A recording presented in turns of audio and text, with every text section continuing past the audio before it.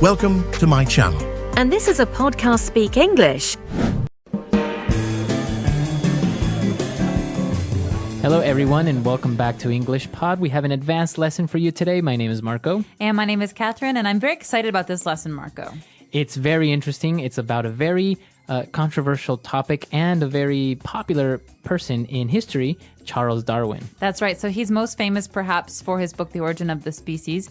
And we're going to be talking a lot about science today. So put your thinking caps on. All right. So without further ado, why don't we listen to this dialogue for the first time?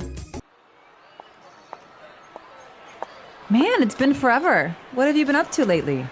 I've been busy preparing for my exams, not to mention all the term papers I've had to write. Same here. I'm up to my neck in work, but at least we've got summer holidays after finals. Where are you headed now? I'm going to my anthro class. We've been focusing on Darwin all term, since it's the 200th anniversary of his birth or whatever. I'm sick and tired of Darwin, Darwin, Darwin! What? Why? How can you not like Darwin? His work turned thousands of years of ideas about creation on their head. His theory of evolution revolutionized the fields of biology and anthropology. I don't like him.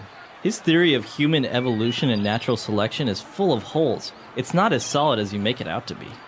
Say that again and you'll make enemies with half of the academy, not to mention your professors. Furthermore, the explanation proposed by Darwin about the origin of the species and the process of natural selection constitutes a grand step towards a coherent understanding of the world and its very beginnings.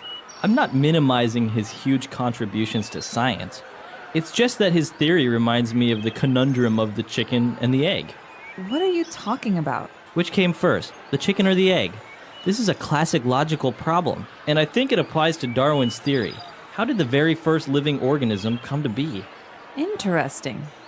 I think that question is better suited for my philosophy class.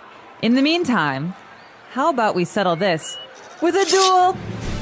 All right, interesting. They have very different views on Charles Darwin, right? They do, and they're both pretty nerdy people. This is a very nerdy university conversation that's happening between classes. Yeah, I think maybe they're like PhD candidates or something. Perhaps. All right, so before we get to talking about some of the ideas in today's dialogue, let's talk about some of the words and phrases that we hear to understand better what's going on. The first part we're going to talk about in today's language takeaway. Language takeaway. All right, on language takeaway today, let's take a look at the first word. And, well, one of the things that many people say is that Darwin revolutionized the fields of biology. And so he revolutionized these because he pushed them forward. He made many changes. He forced changes. So people had to change the way that they thought about these things. If you revolutionize something, a topic or an idea, you are creating new knowledge almost, right? Exactly. You can think of the word revolution, which is a thing. So you think of the Russian Revolution or the American Revolution. These are times of change. So to revolutionize is to bring about change. Very good. All right, so moving forward, they were talking about human evolution. Human evolution. What is that exactly? Good question. So you're not a monkey, I'm not a monkey, but we come from monkeys, right? So we evolved. Right. So the process is called human evolution. That means the process by which humans changed forms to become what we are today. Okay, so you evolve. Now, is it evolution? You usually think of something positive, right? Something evolves into something better. Is it always that way? No, we have another word for the negative, right? So the positive is to evolve, to become better. To get worse is to devolve. Okay. Yeah, to devolve, to go back and to kind of lose things that you had. Okay, interesting. And then they were also talking about Darwin's theory of natural selection. Natural selection. Okay, this is maybe one of the things that Darwin was most famous for, and that's why we've included it in this language takeaway, because it's a key phrase. It's something you hear people talk about a lot. Okay, so natural selection is a process, again, and it's the process by which stronger animals survive over time and weaker animals don't. So if there's a weak species, it can't really survive because it keeps dying and dying, and then finally there's no more. And so this is called natural selection because no one's actually choosing what animals will survive, but it's kind of a natural process. Right, Mother Nature is choosing it. Right. Very good. So natural selection, this is one of the things that Darwin is most famous for.